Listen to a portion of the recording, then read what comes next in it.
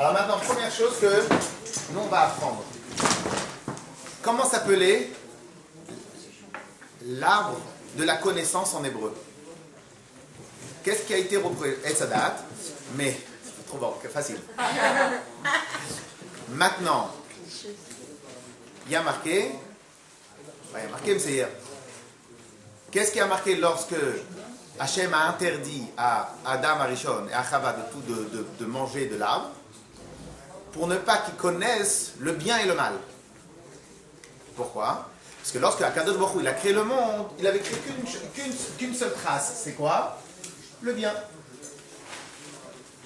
Et le mal, ils étaient extrêmement séparés. À tel point qu'on dit que le serpent, que selon certains avis, représente le Yetzer Hara, et bien le Yetzer Hara, il était à l'extérieur de l'homme. Il n'y avait pas de mélange. Oui ou non? Quelle est la chose la plus difficile à faire de nos jours? C'est qu'en vérité, dans ce qu'on va étudier tout de suite, et ce qu'on a aussi étudié la semaine dernière, c'est faire quoi? C'est que dans la ligne médiane, dans la partie du milieu, que se passe-t-il? Eh bien, il y a un mélange de bien et mal en même temps. C'est ce qu'on a étudié la semaine dernière ou pas? J'ai pas vu.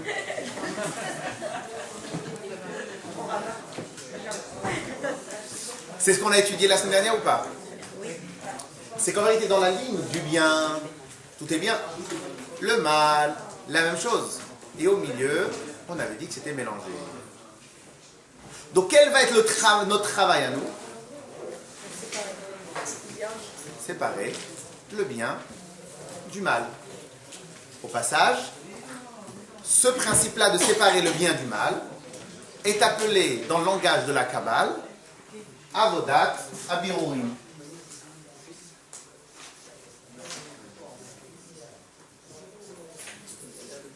Le travail de la séparation, de filtrer ou de trier. Ok? Donc, trier ou filtrer.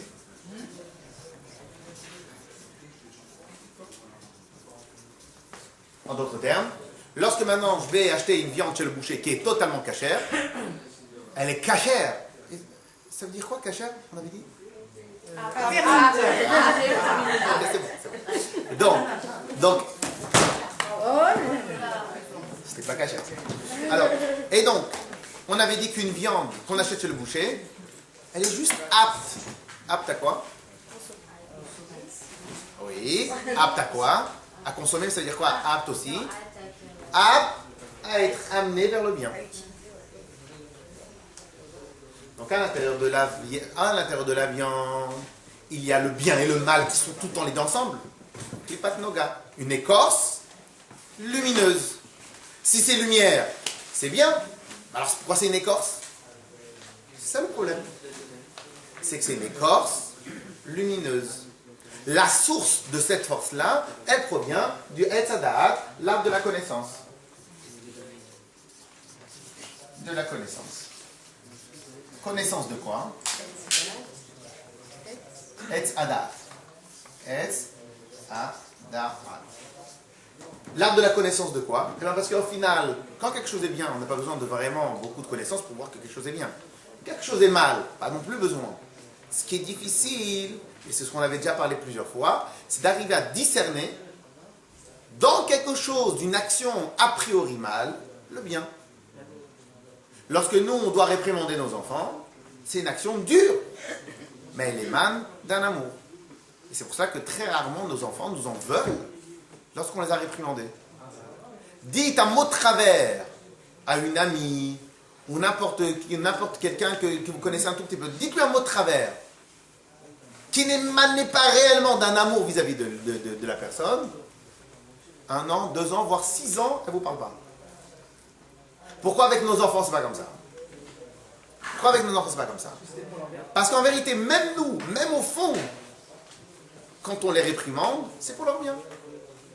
Et c'est pour cela que des fois, lorsque au final, on a réprimandé, on a fait critiquer nos enfants juste pour se lâcher, au final, c'est plus, ils avaient plus longtemps. Non, non. Pourquoi? Dès lors que l'acte en lui-même, il est bien. Alors, quel est le problème? Quelle est la difficulté? C'est que la réprimande est un acte a priori dur, et l'enfant doit discerner le dur, mais qu'à l'intérieur, il y avait du bien. Et donc, nous, on éduque nos enfants du matin au soir à cela. En vérité, on voudrait aussi soi-même s'éduquer.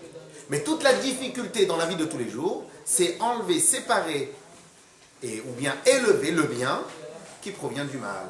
Jamais quelqu'un va dire, je vais voler, et comme ça c'est une mitzvah. Voler, tout le monde c'est une avéra. Et même dans la tête du monde entier, on ne peut pas aller voler une pomme pour aller faire une mitzvah. Non, non, non, ça c'est mauvais. Par contre, prendre une pomme qui est totalement neutre, l'élever, ça c'est plus difficile. Prendre quelque chose qui est neutre, non, c'est-à-dire qu'on n'a pas besoin d'une force de discernement pour voir c'est quoi le bien. Pour voir c'est quoi le mal, je n'ai pas besoin non plus d'une force de discernement. C'est la prendre, autre prendre et voler. Bon, voler, on sait ce que c'est, mais prendre. Très bien. Donc jamais personne va vous dire, ou jamais personne va oser dire, moi, pour faire des mitzvot, quand je n'ai pas de tzedaka à donner, je prends de l'argent de l'autre et je donne la tzedaka. Comme ça c'est bien, c'est facile. Non. Pourquoi? Parce que là c'est un acte mauvais. Sur l'acte mauvais, il n'y a pas de discussion possible, c'est facile. Toute la difficulté, elle est lorsque c'est au neutre. On est d'accord avec ce principe-là? Ok? Et donc en vérité, tout notre travail à nous va être quoi? De faire le discernement, d'élever, faire avodat abirorim, trier et filtrer. C'est comme ça qu'on le dit? Ouais. Je me disais, il était trop long le mot.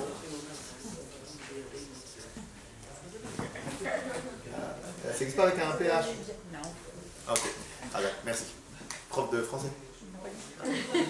Alors, Claire, alors on y va. Maintenant on fait dans les mots. On a déjà travaillé le sujet plusieurs fois. Maintenant dans les mots, ce qui est important, c'est qu'après c'est censé se graver dans la tête. Nous sommes à la page 22.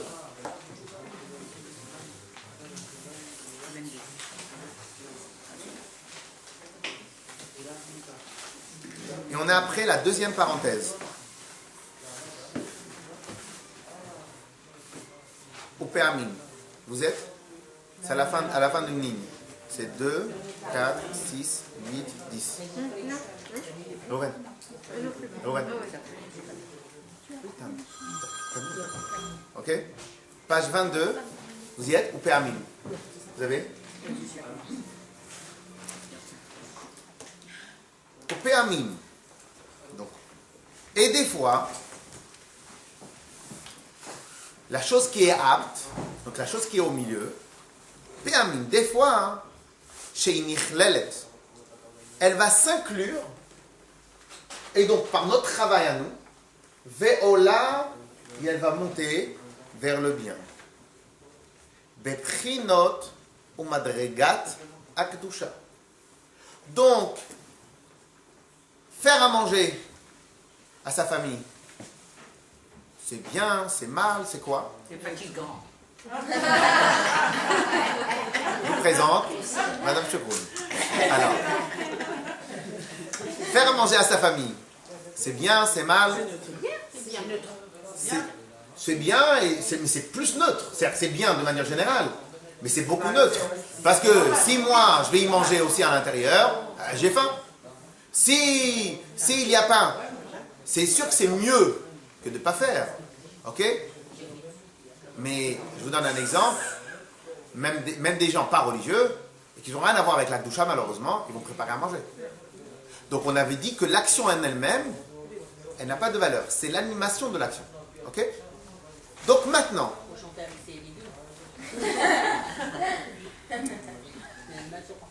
alors, Dehaïn, c'est-à-dire, Keshatov Ameu Ravba, lorsque dans mon action, le bien qui est à l'intérieur, Ameu Rav, qui est mélangé, Nidbarer, il se fait trier, donc je vais le travailler, et je vais le filtrer, je vais l'enlever, mais un rat, du mauvais qui est à l'intérieur. En d'autres termes, on avait déjà donné plusieurs fois le même exemple, je vais faire en sorte que la seule raison d'être de mon repas que je fais c'est pour le Shalom Bayit. Je vais travailler en sorte que leur raison d'être de mon repas, c'est que mes enfants ils aient plus de force. C'est quoi? Ça veut dire quoi? Et on avait déjà dit, quelle est la différence lorsqu'on fait un repas pour faire un repas? Et donc là, ça reste neutre. Et lorsque je fais un repas pour que mes enfants ils ont plus de force, je vais chercher plus le côté équilibré. Je vais mettre un peu moins d'huile. Je vais rechercher la partie équilibrée. Parce que je suis animé. Parce que je suis animé d'une réelle raison. Pourquoi je donne à manger à mes enfants? C'est quoi le but que je donne à manger à mes enfants? Le but, il est que mes enfants puissent déjà dormir sans maux de ventre, être légers, que ça les propulse, que ça les amène, etc., etc.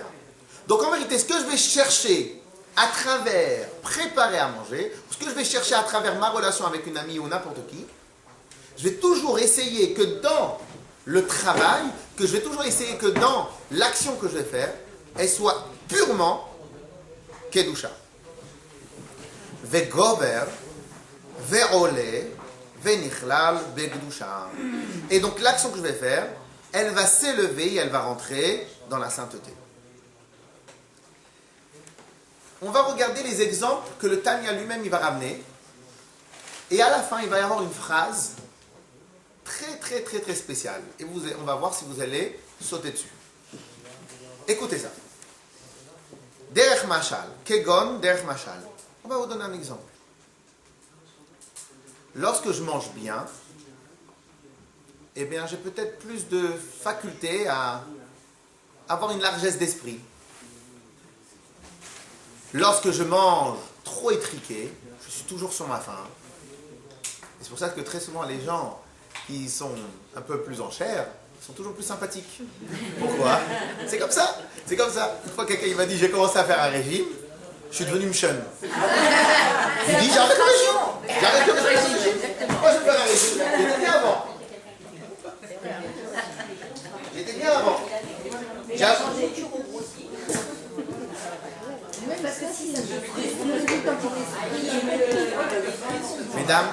Mesdames, c'était pas une parenthèse pour parler de régime.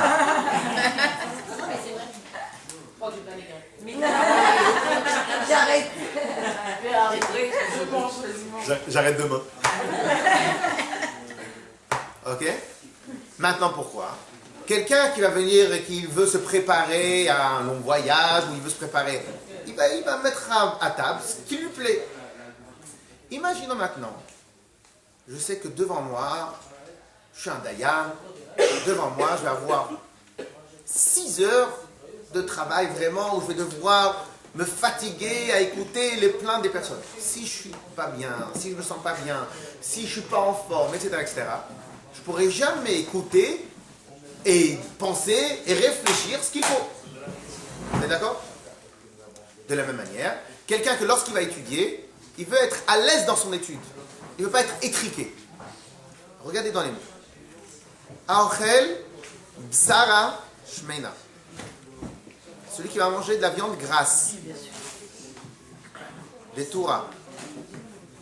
De bœuf. C'est vraiment de la viande. Veshot et yain. Mevoussam. Il va boire du vin parfumé, du bon vin. L'arrive dato lachem, ou le torato, pour avoir un esprit un peu plus éclairé, un esprit un peu plus élevé. Et en vérité, on peut dire très bien, il va s'habiller mieux pour réfléchir mieux. Quand on s'habille en jogging, on réfléchit en jogging. Quand on s'habille avec bien, on réfléchit bien. Donc lui, il veut manger bien pour pouvoir mieux réfléchir. Kedeamar Rava, comme Rava lui-même dans la Gemara, que lui, il était un des grands maîtres de la Gemara. Chamra Verecha, il disait que le bon vin et les bonnes odeurs l'aident à être mieux stimulés dans l'étude de la Torah. Ou bien, je ne suis pas un grand maître de la Torah, ou bishvil kedele kayem mitzvat onet Shabbat v'yom tov. On a une mitzvah, Shabbat et Yom Tov, de profiter matériellement du Shabbat et Yom Tov. Donc, Je vais me débrouiller pour acheter quelque chose de bon, du bon vin, du bon manger, etc., etc. Parce que c'est ce que Dieu nous a demandé. Que se passe-t-il? À ce moment-là, Azaï, à ce moment-là, Nidbarer, Chayut Abasar, la vitalité qui est à l'intérieur, qu'elle émane de la Klipat Noga, l'écorce lumineuse. Du coup, il ne va plus rester le mot écorce dans sa vitalité, il va y avoir que lumineux. Tu vas mettre sur le côté tout le côté mal, tout le mauvais côté, afin d'y sortir que la lumière. Et donc, elle va s'intégrer totalement à l'intérieur de la Gdusha. Ve'ayayin. Donc, Nidbarer Chayut Abasar Ve'ayayin. La vitalité de la viande qui était juste apte jusqu'à maintenant. Elle n'était pas kadosh, elle était juste apte. Ve'ayayin et du vin. Shaya nishpa meklipat noga. Qui provenait et qui tirait sa vitalité de l'écorce lumineuse. Que se passe-t-il avec elle? Ve'ola l'Hachem, et elle s'élève vers Akadosh Baruch Hu. Je vais vous poser une petite question. Est-ce que dans votre tête, vous avez une idée d'une viande, une idée comme ça, une bonne idée en tête, d'une viande sainte, kadosh? L'agneau. Non, ça c'est une... J'ai pas dit une bonne viande. Non, ça c'est la cache-route. Non, dans la Torah, est-ce que vous avez entendu parler d'une viande qui était totalement d'une viande... Le veau. Mouton. Qui était... Non, pas cachère, qui était totalement kedusha. Kadosh. Sainte. Petite réflexion. Shabbat, on l'a déjà dit. Quelque chose qu'on n'a pas dit. Est-ce que c'est le fait comment on doit faire la beracha pour les femmes? On va revenir. Je vais y revenir. Celle qui allait à Azazel, qui allait Vous avez trouvé que celui qui était à l'Azazel? Non, les c'était l'autre qui allait en sacrifice. Oh, qu'est-ce qu'elle vient de dire ici? Est-ce que vous êtes d'accord avec ce qu'elle vient de dire? Oui, on est d'accord. Elle vient de dire, quelle est la viande dans notre conscience populaire, la viande la plus sainte qui puisse exister sur Terre? Celle qui a été amenée en sacrifice à Dieu. Oui ou non? Qu'est-ce qu'il y a de plus kadosh que le repas d'Hachem? Oui ou non? Regardez qu'est-ce qu'il va dire tout de suite. Veola l'Hachem. Cette viande-là, ou ce vin-là, il s'élève à Kadosh Baruch Hu, lorsque je l'ai travaillé, je l'ai mangé, par animation d'Hachem. Il devient Keola veke korban. Comme un sacrifice holocauste. Pas juste un sacrifice. Sacrifice holocauste. Vous savez c'était quoi les sacrifices Ola qu'on amenait? Sacrifices qui étaient totalement consumés à Akadosh Baruch Hu. C'est-à-dire la viande, toutes les parties entières, ils étaient consumées. Et c'était les sacrifices les plus élevés qui existaient, les plus saints. Hein? Dans ce cas-là, il n'y avait pas de partie interdite. Tout était... Non, de toute façon, toutes les parties interdites pour nous sont les parties qui étaient utilisées pour Hachem. Toutes les parties qui sont interdites pour nous, pourquoi ils sont interdites pour nous? Parce qu'ils étaient utilisés pour Hachem. Alors que dans certains sacrifices, il y avait certaines parties que nous, on avait le droit de manger. Donc les parties interdites qui sont parties interdites pour nous, c'est les parties qu'on utilisait justement, qui étaient spécialement dédiées à Kadosh Baruch Hu. Dédiées, ok? Donc il n'y a pas de problème. Donc elle était consumée totalement. Ok? Alors, réfléchissez 2 minutes à ce qu'on vient de dire. Lorsque je prends de la viande,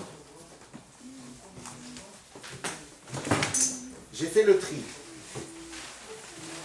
Je ne mange pas parce que j'ai faim. Quelque part, oui. Mais je fais attention. Écoutez bien. Je fais attention à ce qu'au moment où je mange, ce n'est pas parce que j'ai faim. Ce n'est pas parce que j'ai envie. Ce n'est pas pour entretenir mon corps. Comme on va voir plus tard dans d'autres chapitres, que pour éviter tout cela, les Talmidei Chachamim de l'époque, ils mangeaient toujours 1 heure plus tard que tout le monde. Parce qu'il voulait vraiment être sûr et certain que là, maintenant, pourquoi je mange? C'est pas parce que j'ai faim, c'est pas parce que mon corps me le dicte. Donc je fais tout ça. Cette viande-là, donc, il y avait dans un animal, il y a 10 kilos de steak. 10 kilos de je sais pas quoi. Il y a une famille qui l'ont pris, la moitié, et moi j'ai pris l'autre moitié. Eux, ils ont fait ce qu'ils voulaient avec. Donc ça émane du même animal. Ils ont fait ce qu'ils voulaient avec. Et moi, je l'ai mis pour une Seudat Mitzvah, une Seudat de Brit Mila, une Seudat de Pidyon Aben, une Seudat, pour une Mitzvah d'Hachem, ou tout simplement parce que je sais que moi, lorsque j'ai un sujet très compliqué à étudier, il faut que je sois en forme. Lorsque j'ai fait ça, la viande acquiert le même statut identique qu'un sacrifice qu'on a donné à Hachem. Vous imaginez ce qu'il y a? Vous imaginez ce qu'on vient de marquer? Rappelez-vous les premiers cours qu'on avait fait, que qu'est-ce qui était le plus important? Une maman à sa maison où elle s'occupe de ses enfants, ou une épouse, etc., ou bien le Rosh Yeshiva en Israël. Rappelez-vous qu'est-ce qu'on avait dit, qu'est-ce qui était le plus important? Celle qui est sur Paris, elle est même au-dessus. On pouvait dire qu'elle pouvait le dépasser. Pourquoi? De la même manière. Merci parce qu'il me dérangeait.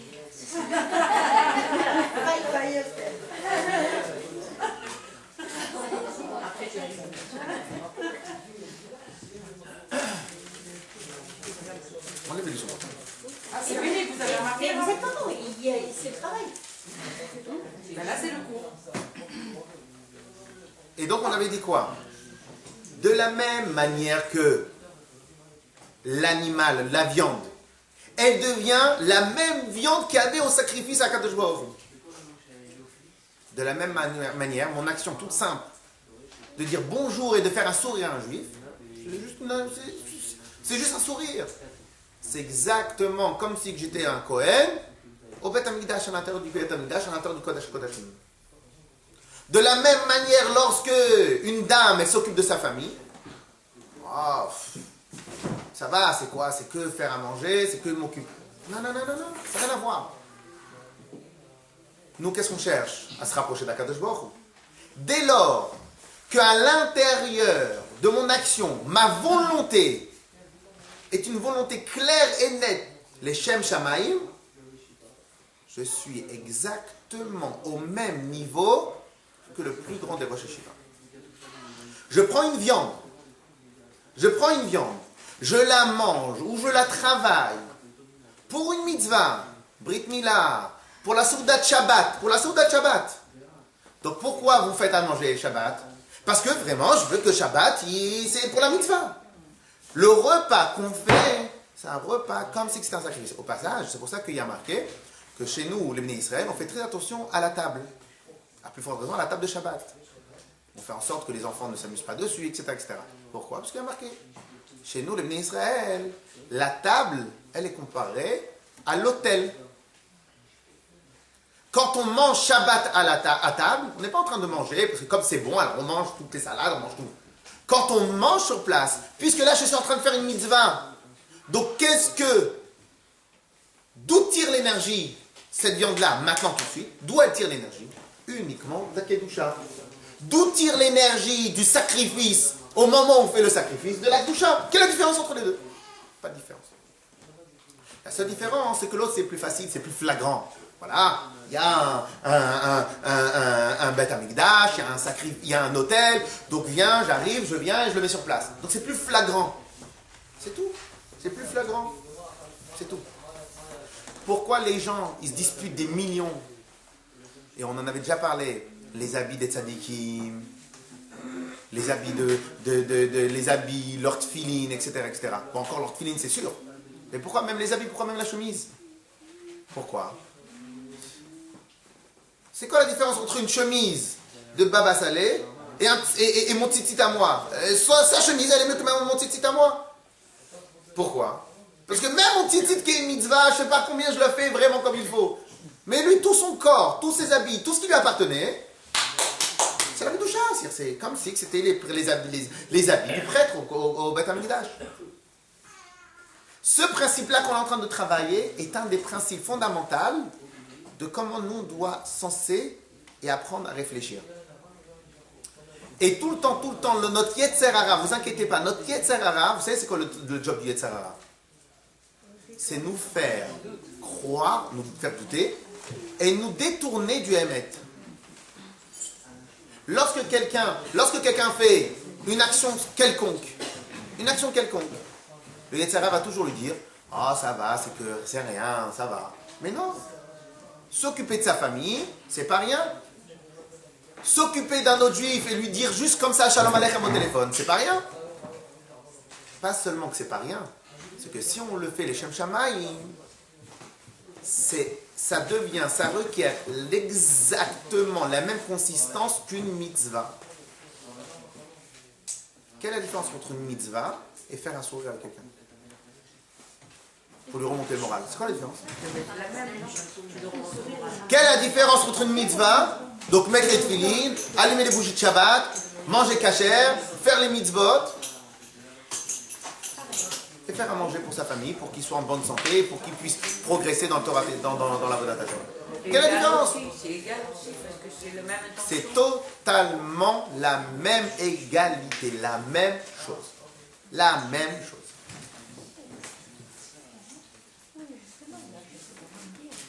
Clair le principe? J'aimerais encore une fois qu'on relise ces mots-là, parce que, et c'est pour ça aussi qu'on fait dans le texte, parce que lorsqu'on voit les mots tels qu'ils ont été dits, ces mots-là, ils sont censés rentrer, s'imprégner plus fort. Alors je reprends, vous voyez, on s'est arrêté à Keola avec El Korban. Je reprends une ligne, en vérité 3 lignes avant. Obishvil. Vous y êtes, Obishvil? Obishvil, ou bien j'utilise la viande, Kede le Kayem, afin d'accomplir mitzvat onek Shabbat. La mitzvah de onek Shabbat. Donc là, je suis en pleine mitzvah. Le Yom Tov, ou bien pour Yom Tov. On croit qu'on fait plein à manger sous la souka parce que c'est sympathique. Non, on fait à manger sous la souka parce que c'est une mitzvah. Ou bien pour une Brit Mila. Ou bien parce que quand nos enfants ils ont terminé le sioum, ils ont terminé d'étudier le chumash, on va mettre des bislis. C'est que des bislis, c'est que des bonbons. Ça, c'est ce que le Yetzer Hara veut nous faire croire. Qu'en vérité, à table, il n'y a que des bislis. Vous croyez qu'en vérité, il n'y a que des pains au chocolat? Non, il y a des sacrifices. Il n'y a pas de pain au chocolat. Si Simon, il savait que c'était des sacrifices, il nous ferait payer plus cher. Heureusement, il ne faut pas le dire. Donc nous, on pense qu'en vérité, ce qu'on met à la table de nos enfants, c'est que des bislis. C'est pas que des bislis. C'est grâce à cela que la prochaine fois, ils vont mieux étudier parce qu'ils savent qu'à la fin du sioum, il va y avoir quelque chose. Hein? Oui. Mais alors? Le chantage. C'est un peu du chantage. Non, pour nous les adultes. Mais les enfants. C'est la récompense. Pour nous les adultes. Mais les enfants, ça va être l'outil. Plus on grandit, plus on va grandir dans le temps, plus il faudra discerner la carotte de la vraie raison d'être. Donc tout il faudra discerner. Mais nos enfants, et un jour on en parlera exactement de quelle manière on doit donner les récompenses aux enfants. Il faut toujours bien faire comprendre que le but ici, c'est pas la récompense. La récompense, c'est juste pour te propulser, pour te mettre un... Voilà. Azaï, à ce moment-là, lorsque je mange Shabbat la viande, ou lorsque je la prépare, Azaï nidbarer, Chayut, elle se filtre, elle se trie, la Chayut, elle se trie, la vitalité. Abassar ve'hayayin, la vitalité de la viande et du vin qui émanait de Klipat Noga, donc le bien et le mal en même temps. À ce moment-là, on enlève le mal.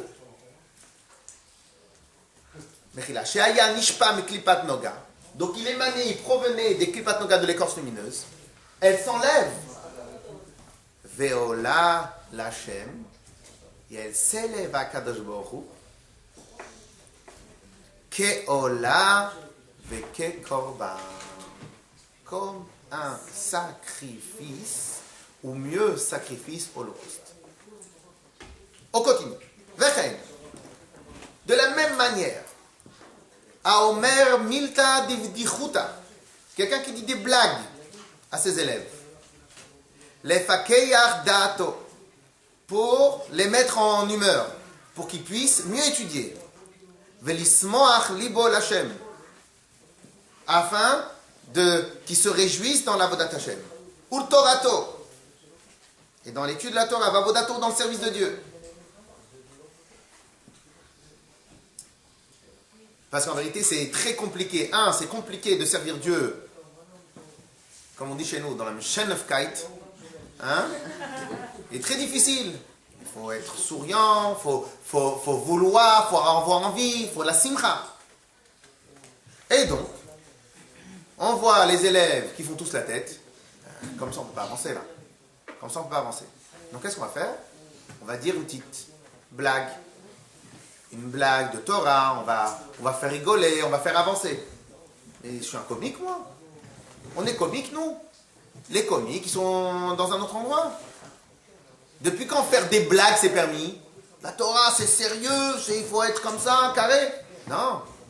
Le but est de servir Dieu. Donc, si maintenant, grâce à la blague, encore une fois, l'action elle-même, elle n'a rien, elle n'a aucune consistance. Grâce à l'action, je me propulse au service de Dieu. L'action, automatiquement, elle requiert ou elle va recevoir, elle va être habillée, elle va être vitalisée par la Kedusha. On fait encore dans les mots, après on s'arrête, on écoutera les questions. Ok? Shetzrechim liot besimcha, car pour servir Dieu, il faut être besimcha. Uchmo she'asa Rava, comme Rava il a fait, les Talmidav, à ses élèves. Shamar lifnem milta divdichota. Une fois Rava, un des grands maîtres, comme on a dit il y a une seconde, un des grands maîtres de la Gemara, il faisait, ou il a fait une ou deux fois, une blague à ses élèves, au début du cours, trila au début du cours, ou va trirabanam. Et les élèves ont rigolé. Une fois qu'ils étaient dans une ambiance un peu plus élevée, un peu plus comme ça, détente, bien légère, voilà. Donc, plus enclin à écouter des sujets plus profonds ou à s'élever, il a commencé le cours. Mais excusez-moi, est-ce que vous savez c'est qui Rava? Rava et tous les maîtres de la Gemara, ils pouvaient presque faire ressusciter les morts. Comme on a vu tout au début de la Gemara, du Tanya, qu'un des grands maîtres rabbins, le Malach Mavet, l'ange de la mort, il n'avait pas la force de l'arrêter, de l'attraper. Et eux, ils font des blagues. Nous, dans notre conscience à nous, quand on voit un grand rave, jamais de blague. Toujours sérieux, toujours comme ça. Faux et archi faux. Puisqu'en vérité, ce n'est pas l'action qui détermine la personne. Ce n'est pas l'action qui détermine la véritable chose. La seule chose qui détermine le émet, la vérité, c'est l'animation qu'on a derrière.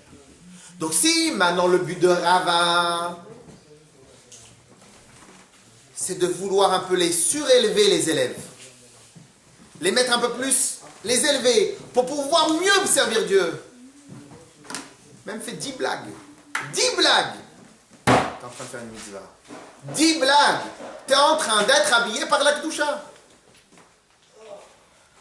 Si par contre, tu es rigoureux, tu es comme ça taciturne, parce que c'est ta nature, pas parce que Dieu t'a demandé, parce que c'est ta nature, ben, peut-être l'action elle a l'air bien, mais il n'y a rien de bien dans l'histoire.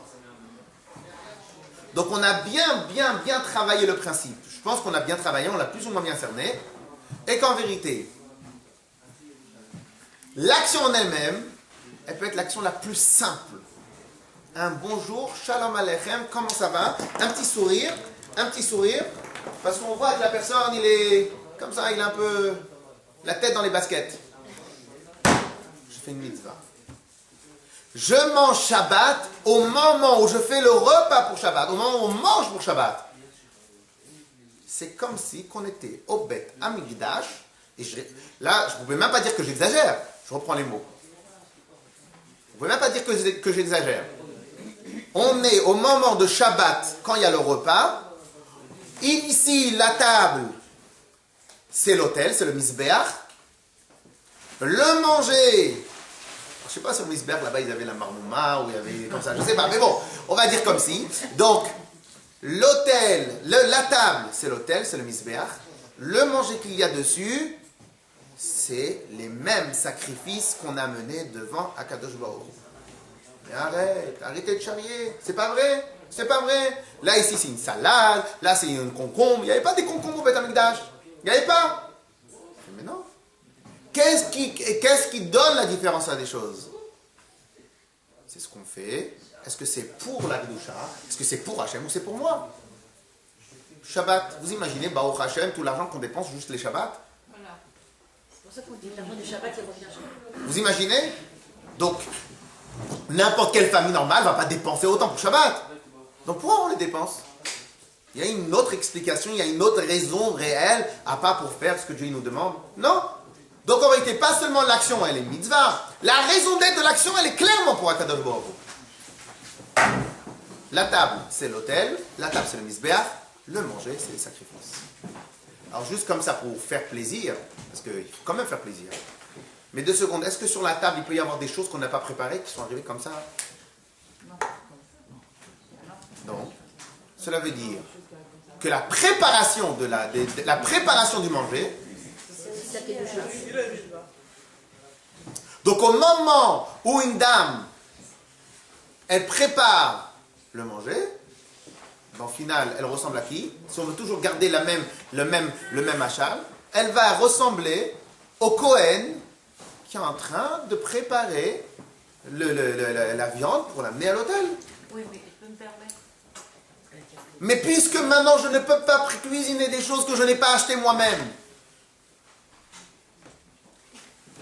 Donc, au moment où je fais les courses, je ressemble au Gizbar, parce que ceux qui s'occupaient de l'intendance au Beth Amikdash s'appelaient les Gizbarim. Donc je ressemble au Gizbar qui va avec l'argent du Beth Amikdash, parce que tous les sacrifices étaient payés par le Machatzit HaShekel, justement, qu'on a commencé à lire ce Shabbat. Donc tout l'argent, il provenait de l'argent des Bnei Israël. Ils prennent l'argent, les caisses, ils prennent l'argent du Beth Amikdash et ils vont acheter. Alors on a besoin, on va négocier le prix, on a besoin pour de 200 animaux, de 200 ou de 30 bêtes ou de 60 bêtes par mois. Donc il vient, il va négocier, il va les... Quand il va faire les achats, ici c'est d'Akdoucha. Le Gizbar au Beth Amikdash, quand il va faire ses achats pour les sacrifices, il y a quelqu'un qui oserait dire que c'est pas de l'Akdoucha. Il y a quelqu'un qui oserait dire que c'est pas vraiment ce qu'Akadosh Baruch Hu veut. Non. Quelle est la différence entre lui et moi quand je vais faire mes achats pour Shabbat? Sauf que quoi? Comme on est au téléphone avec monsieur et on dit ah mais pourquoi t'as acheté ça? Et donc il y a un peu de Yetzara qui rentre à l'intérieur. Alors on oublie qu'en vérité à ce moment-là, on est comme le Kohen au Beth Amikdash. Est-ce que vous l'aviez imaginé un seul instant? Et celui qui commence un traiteur le Shabbat. Voilà, c'est ce que je voulais poser. Et donc lorsqu'il fait froid ici, c'est comme si on était les soldats au Hermon, et là-bas il fait très froid, on est en train de faire une mitzvah. Non mais il faut qu'on la... Oui, il faut avec les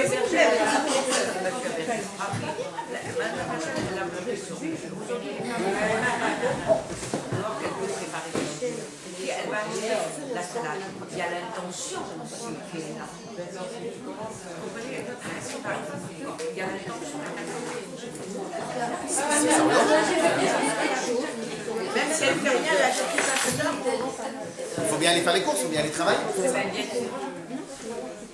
Alors évidemment, alors il y a une petite question qui a été posée ici. Imaginons maintenant on va acheter les salades au magasin.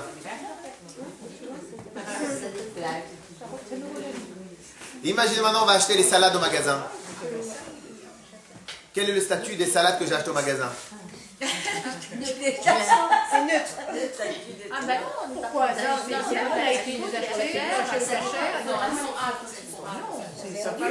aussi en fonction de la vie. En vérité, c'est exactement la même chose. Sauf qu'il y a une règle dans la Torah. On a ce qu'on appelle le shaliach.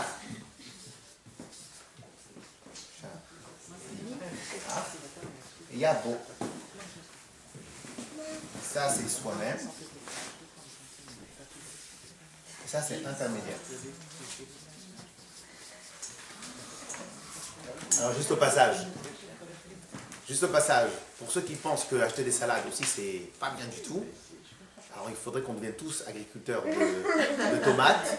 Il faudrait qu'on devienne tous des... On fait une arna aussi à la maison, on va faire tous ces trucs-là.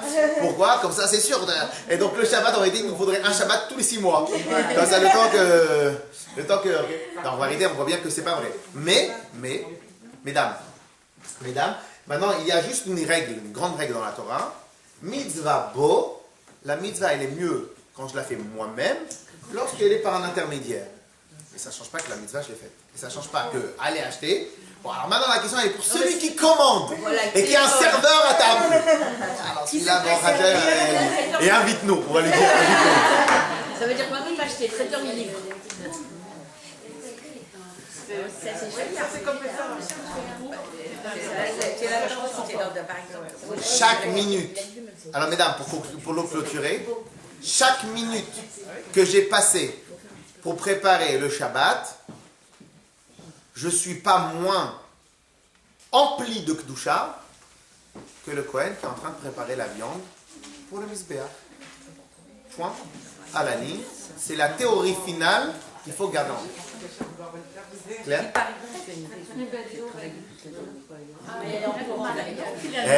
Vous arrivez chez votre mari. Kohen. Donnez-lui pas ça, je lui Prenez en photo et vous le soulignez 10 fois.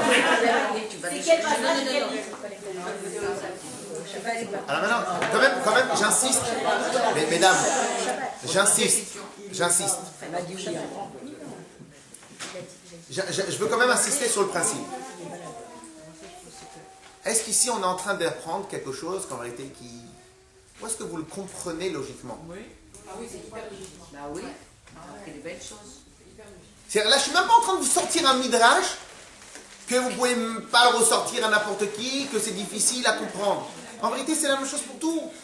Lorsque maintenant je réprimande à mon enfant, à l'intérieur de la réprimande, il y a de l'amour ou il y a de la haine? Pourtant, l'action extérieure, pourtant la forme, c'est une forme de rigueur.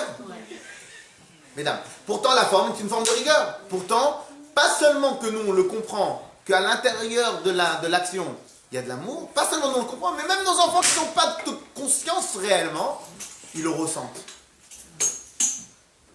Oui ou non? Donc cela veut dire que c'est dans notre vie de tous les jours qu'on voit qu'il y a une différence fondamentale entre l'action, juste l'action, et ce qui anime l'action. Et qu'en réalité, nous, ce qu'on cherche à chaque fois, c'est faire des actions qui sont animées de bonne volonté. Et bien là, c'est exactement la même chose. Si maintenant, mon repas de Shabbat, il est animé par une seule et unique volonté, c'est laquelle? Faire la mitzvah d'Akadosh Baruch Hu. Ah, parce que je mange la viande. Et parce que je mange la viande avec l'assaisonnement que mon mari il aime, parce que nous on aime, etc. Et que c'est seulement ce sort de manger qui nous fait plaisir. Mais c'est ça la mitzvah. Shabbat, Dieu il t'a dit que tu manges ce que tu aimes. La preuve, c'est que si, imaginons maintenant quelqu'un, il ne supporte pas la viande. Quelqu'un, il n'aime pas la viande. Il ne faut pas en manger. Parce que nous, en général, on mange tous de la viande. Mais il y en a, imaginez maintenant quelqu'un que toute la semaine, il est végétarien. Oui, végétarien, bien sûr. La mitzvah, elle est... Parce que même chez nous, c'est différent, un repas avec une viande ou sans une viande. La viande, nous, peut-être on a un esprit un peu comme ça, primitif, ou je sais pas quoi. La viande chez nous, c'est autre chose, c'est un repas. C'est-à-dire, vous n'allez pas inviter des gens et vous allez leur donner que des salades. À part si c'est des hippies ou je sais pas quoi, mais vous n'allez pas leur donner que des salades. Pourquoi? On peut leur faire un repas à la vie. Oui, mais Même le repas à la vie. dans l'esprit, c'est quand même plus riche de servir de la viande. Le repas à la vie. Tu dis, c'est plus Donc c'est pour ça que les Chachamim, ils ont demandé que pour Shabbat, il y ait comme si on était en train de faire un repas extraordinaire. Pas comme si, on fait. Les autres, ils font une fois par an. Nous, notre estomac, il est... On fait un suicide collectif tous les Shabbats. Et entre temps, une petite fête.